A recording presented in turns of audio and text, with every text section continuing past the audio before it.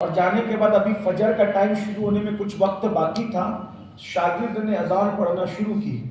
تو امام اعمش کی بیوی کو یوں لگا کہ اذان شروع ہو گئی، یہ خوشی خوشی آئی اور آنے کے بعد کہنے لگی حضور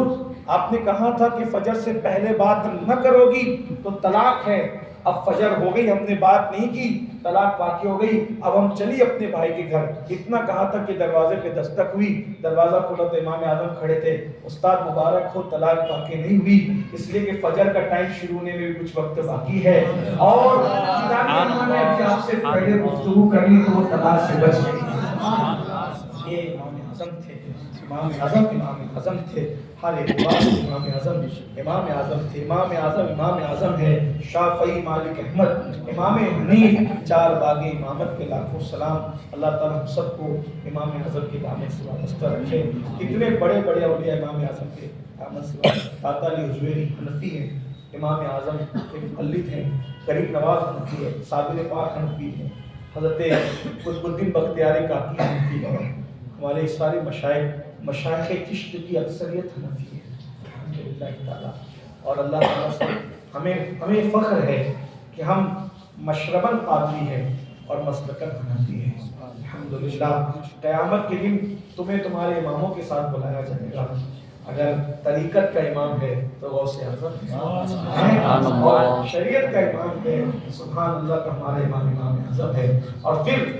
یہ لوگ انفرادی طور پر تو نہیں آئیں گے نا، کیونکہ امام اعظم جس کو امام مانتے ہیں وہ امام جعفر صادق ہے، تو ہمارا ہاتھ امام اعظم کے ہاتھ میں ہوگا، اور امام اعظم کا ہاتھ امام جعفر صادق کے ہاتھ میں ہوگا، اور جعفر صادق کا ہاتھ امام باقر کے، اور ان کا ہاتھ امام زین العابدین کے، ان کا ہاتھ امام حسین کے، ان کا ہاتھ مولا علی کے، ان کا ہاتھ رسول اللہ کے ہاتھ میں ہوگا۔ حنفی کے اعتبار سے بھی ہمارا ہاتھ مولا علی کے ذریعے سے رسول اللہ کے، اور غوث اعظم کا ہاتھ سبحان اللہ، پھر غوث اعظم کا ہاتھ امام علی رضا کے ہاتھ میں، اور پھر وہی سلسلہ آگے چل رہا ہے اسی طرح۔ یعنی ہم شریعت اور طریقت دونوں اعتبار سے، امام کے اعتبار سے سبحان اللہ کس کے ساتھ اٹھیں گے؟ اہل سنت کا ہے میرا بال، اصحاب حضور نجم ہے اور ناؤ ہے عطرت رسول اللہ کے۔ بس زیادہ نہیں کہنا، ہمارے سامنے جو ہستی موجود ہے، میں نے قاری شہزاد صاحب سے کہا تھا ہر ہفتے نظامت وہی کرتے ہیں کہ حضرت کا تعارف کرا دیجئے گا، ویسے حضرت کی ذات محتاج تعارف نہیں ہے، مجھے ایسا تھا کہ میں لیٹ پہنچوں گا لیکن میں 10 بجے پہنچ گیا آپ کی محفل میں، تو میں موجود ہوں۔ آپ جس شخصیت کا دیدار کر رہے ہیں، زیارت کر رہے ہیں، یہ سرکار غوثیت مآب رضی اللہ تعالیٰ کے شہزادے، حضور غوث پاک کے شہزادے ہیں، اور حضور سیدی سرکار مجاہد ملت رحمت اللہ تعالیٰ علیہ کے بڑے چہیتے خلیفہ ان کے شہزادے ہیں، حضرت مفتی اعظم اڑیسہ کے شہزادے ہیں، اور مفتی اعظم اڑیسہ وہ ہیں جن کو یہ شرف حاصل ہے کہ حضور مجاہد ملت جیسی ہستی، جن کو دنیا سنیت نے متفقہ طور پر اللہ کا ولی مانا ہے، ان کی نماز جنازہ پڑھانے کا شرف جس ہستی کو حاصل ہے، یہ حضرت کے والد بزرگوار ہیں سبحان اللہ۔ آج ہمارے درمیان درجنوں مساجد اور مدارس کے سرپرست اور بانی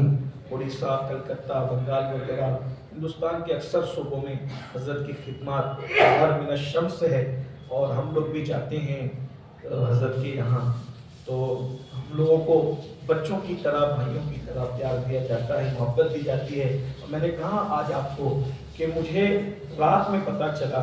کہ حضرت اورنگ آباد آئے ہیں، میں نے جیسی پتہ چلا ویسی عرض کیا کہ حضور آپ اورنگ آباد اتنے قریب آئے ہیں، کل ہمارا ہفتہ وار اجتماع ہے، امام اعظم کا جشن ہے، آپ تشریف لے آئے۔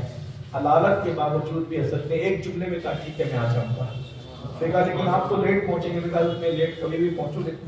آپ آ جائیے گا۔ حضرت تشریف لے آئے، ہم حضرت کا استقبال کرتے ہیں۔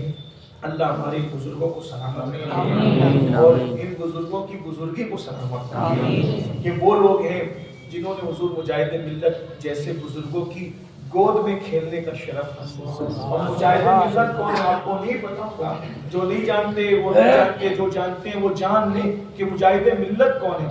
یہ جو القابات کی آج لوگ جو ہے وہ بے عزتی اور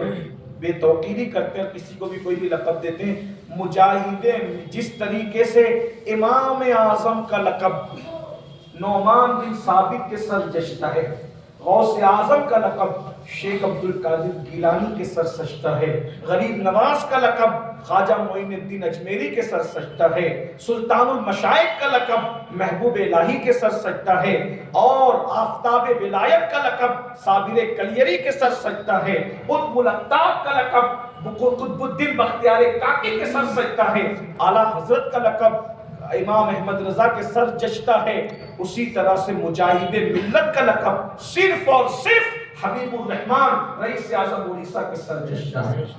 جب بھی مجاہد ملت کا، آج تو ہر بندہ مجاہد ملت ہے، لیکن مجاہد ملت جب بھی کسے کہا جاتا ہے تو حضرت سیدی حبیب الرحمان رئیس اعظم رئیس اڑیسہ ہاشمی عباسی رضی اللہ تعالیٰ کے سر یہ جشتہ بھی ہے اور سجدہ بھی ہے۔ یہ وہ ہستی ہے جس نے حکومتوں کو چیلنج کیا، جس نے تقریروں کے بعد جیل کو گوارا کیا، اور زندگی کیا تھی، بس ایک واقعہ، ایک چھوٹا سا، تاکہ مجاہد ملت پتہ چلے تو یہ مجاہد ملت کا سلسلہ ہی لے کے چلتے ہیں حضرات۔ ان کے والد بزرگوار بھی مجاہد ملت کے خلیفہ تھے۔